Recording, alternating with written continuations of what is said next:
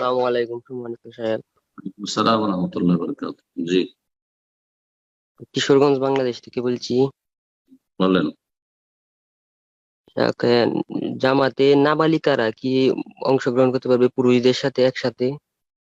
আর কত বছর পর্যন্ত তারা বয়স হলে একসাথে অংশগ্রহণ করতে পারবে পুরুষদের সাথে, নাবালিকা?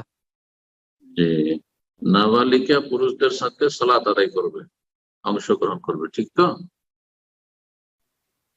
এই হচ্ছে প্রশ্ন।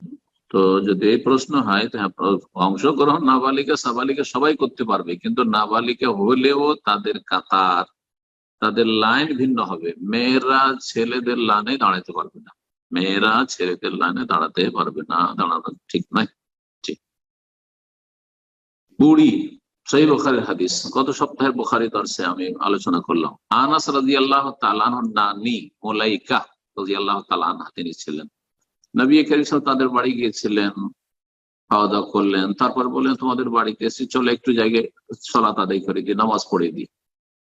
তখন তারা পিছনে লাগলেন। আনাস বলছেন যে আমি আর একজন ইয়েতিম ছেলে ছিল, আমরা নবী সাল্লাল্লাহু আলাইহি ওয়াসাল্লামের পিছনে কাতার লাগাইলাম, যেহেতু আমরা পুরুষ। আর ওয়াল আজুজু ওয়ারাআনা, আর বৃদ্ধা আমার নানি তিনি আমাদের পিছনে একাই লাগলেন, একাই একজন। তো বৃদ্ধা যেমন ঠিক তেমনই নাবালিকা হইলেও মেয়ে যখন তখন পিছনে কাতার লাগবে, জায়গা যদি থাকে তো পিছনে কাতার লাগবে। ঠিক। আসসালামু আলাইকুম শেখ। আসসালামু ওয়া রাহমাতুল্লাহি ওয়া বারাকাতুহু। শেখ আমি উত্তর দিনাজপুর জেলা থেকে বলছি।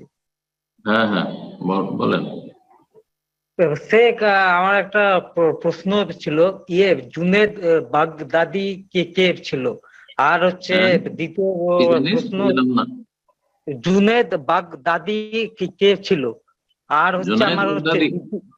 হ্যাঁ, ও, আর আর আমার হচ্ছে দ্বিতীয় প্রশ্ন, আপনার একটা লেকচার আপনি বলেছিলেন একটা প্রশ্ন, যে একটা তাবলীগ, প্রশ্ন, না একটা প্রশ্ন করতে। প্লিজ প্লিজ শেখ একটু জরুরি আছে।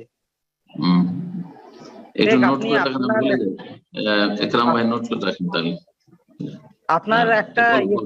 হ্যাঁ লেকচারে শেখ আপনি বলেছিলেন যে তাবলীগী জামাতের চরিত্র উত্তম, এদের মধ্যে নামাজের পাবন্দি আছে, কিন্তু তাবলীগী জামাতেরা বিহারে দুটো আহলে হাদিসের মসজিদ ভেঙেছে। 2 বছর আগে শেখ জালাল উদ্দিন কাশ্মী যখন কলকাতায় আসে, ওর উপরে পাথর বৃষ্টি বর্ষণ করেছে।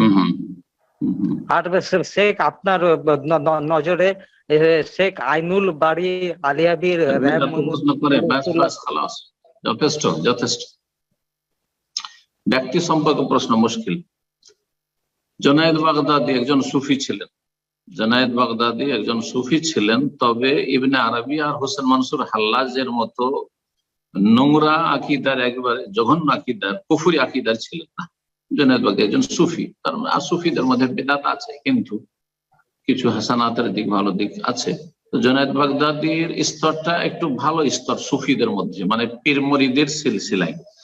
কিন্তু তারপরেও এই সুফি ইজম বিদআত এবং সুফি ইজম উম্মতে মুসলিমাকে গুমরাহ করেছে। এই সুফি ইজম মানুষকে কবর মাজার পূজা পর্যন্ত নিয়ে গেছে। সুফি ইজম মানুষকে অন্ধত্বের দিকে নিয়ে গেছে, ধর্মান্ধ বানিয়েছে। সুফি ইজম মানুষকে আপনার অন্ধভক্তি শিখিয়েছে, পীর মুরিদের ব্যবসা দিয়েছে, ধর্ম ব্যবসা, বিনা পুঁজির ব্যবসা। সুতরাং এই সুফিদের থেকে সবসময় বেঁচে থাকতে হবে। জি, বাকি প্রশ্ন ছিল দ্বিতীয় কি যেন, হ্যাঁ, তবলিগ জামাত সম্পর্কে বলেছেন যে তাদের আখলাক ভালো। সেখানে আমি সাথে সাথে বলে যে তাদের লোকদের সাথে আখলাক ভালো, এটাও বলে দিচ্ছি, কিন্তু খেয়াল করেনি হয়তো। তো বাহ্যিক আখলাক ভালো যথেষ্ট নয়, যার আকীদা ভালো না তার সর্বনাশ।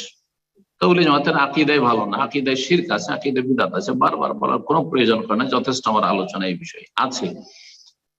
আর তারা বড়ই কট্টরপন্থী, গোঁড়া, এবং তারা মসজিদ ভাঙে, মসজিদ আগুন দিয়ে থাকে। এইসব ঘটনা কোনো নতুন নয়। বাংলাদেশে মসজিদ ভেঙেছে, মসজিদে আগুন দিয়েছে এই কওমিরা, এই দেওবন্দিরা, এই তবলিগিরাই।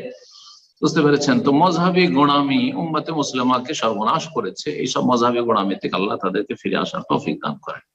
জি, আইনুল বারী পশ্চিমবঙ্গের বড় আলেম, বাংলা ভাষাভাষীর বড় আলেম একজন, জি, ওইটা হয়তো বলতে চাইছিলেন।